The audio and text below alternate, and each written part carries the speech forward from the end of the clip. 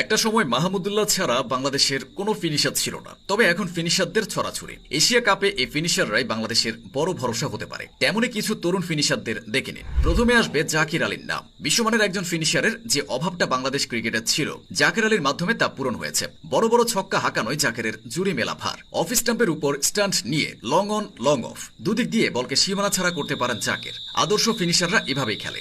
দলের বিপদের সময় জাকিরের ব্যাট হাসে। সব ব্যাটসম্যান প্যাভিলিয়নে ফিরে গেছেন, জাকির একটা প্রান্তে দাঁড়িয়ে আছে। এমন ঘটনা বহুবার ঘটেছে। উপযুক্ত সঙ্গী পেলে জাকির আলী তার ইনিংস লম্বা করতে পারেন। মাঠে জাকিরের উপস্থিতি আলাদা করে চোখে পড়ে। তার সরব ও চনমনে উপস্থিতি দলের পারফরমেন্সেও ইতিবাচক প্রভাব ফেলে। তবে এক দুটো ম্যাচে খারাপ করলেও সমালোচনাটাও থেমে থাকে না। বিশেষ করে তার সীমিত শর্ট রেঞ্জ আর অতি লেগ সাইড নির্ভরতা নিয়ে কথা হয়। জাকির সেসব থোড়াই গিয়ার করেন। রানের পর রান করেই তিনি সমালোচকদের মুখ বন্ধ করে দেন।